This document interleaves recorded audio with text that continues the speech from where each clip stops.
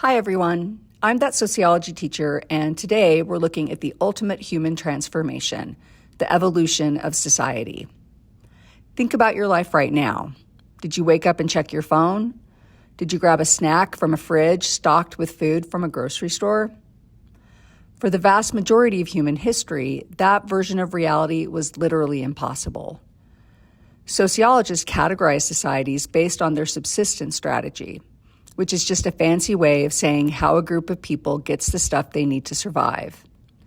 As that strategy changes, everything else changes too, from how we treat each other to who holds the power. Today, we're walking through the 5 major stages of how we got here. Stage 1, hunting and gathering. Let's look at the very beginning with hunting and gathering societies. This was a human standard for about 90% of our existence. In these groups, life was all about the immediate environment. You moved where the food moved, meaning these societies were small and nomadic. Because you can't exactly carry a big screen TV or a massive wardrobe while you're hiking across a continent, people owned very little. This led to a very egalitarian social structure. There were no real bosses or social classes because there was no way to accumulate wealth. If you found a berry bush or took down a deer, everyone ate. It's like a permanent high-stakes camping trip where your survival depends entirely on the person standing next to you. Stage 2, horticulture and pastoralism. Around 10,000 years ago, we hit a major turning point. Humans figured out that we didn't have to just find food, we could grow it or raise it. This gave us horticulture, using hand tools to grow crops, and pastoralism, the domestication of animals like goats or sheep. For the first time, humans had a surplus. If your family had a herd of 100 sheep and mine only has 5, suddenly we aren't equal anymore. This is the exact moment in history where social inequality starts to creep in. We stopped moving around so much, started building permanent settlements, and began seeing the very first versions of the wealthy and the powerful. Stage 3, agrarian societies. Next, we move into the agrarian age, which is basically the extreme makeover version of farming. Instead of hand tools, we invented the plow and harnessed the power of animals. This allowed us to farm massive amounts of land at once. This shift changed everything. One farmer could now produce enough food to feed dozens of people who weren't farmers. This led to the birth of cities, the creation of money, and the rise of massive empires. But there was a catch. This era also saw the greatest level of social inequality in history.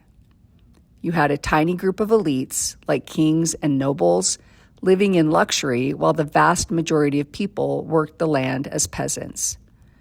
This is the world of ancient Egypt or medieval Europe. Stage 4, industrial societies. Then came the late 1700s and the Industrial Revolution. This is when we swapped muscle power, both human and animal, for machine power. The invention of the steam engine moved the workforce from the fields into the factories. This created a massive urban migration as people flooded into cities looking for work. Life became dictated by the clock rather than the sun. Education became a requirement because you needed a literate workforce to run complex machinery. While inequality was still huge, the middle class finally started to emerge. Families also started getting smaller because on a farm, a kid is an extra worker, but in a city apartment, a kid is just another mouth to feed. Stage 5, post-industrial societies. That brings us to the world you live in right now, the post-industrial society. In this stage, the economy isn't built on making physical stuff as much as it is on processing information and providing services. Instead of working in a factory, people work in tech, healthcare, research, and media. The plow of our era is the microchip. In this society, knowledge is the most valuable resource you can have. If you have the skills to navigate the digital world, you have power. But this also creates a new kind of divide between those who have access to high-quality education and technology and those who don't. We've come a long way from the forest, but every new stage brings its own set of challenges. So why do we study these shifts in a sociology class rather than just leaving it to the historians? Sociologists analyze these stages because they reveal a fundamental truth. The way a society organizes its survival dictates the way it organizes its people. This is the core of social structure, the idea that our stuff, from plows to microchips, serves as the foundation for our entire culture.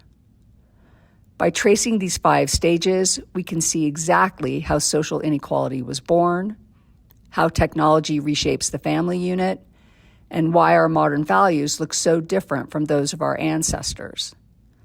We study this evolution to realize that our current world isn't just the way things are, it's a direct reflection of how we work and live together.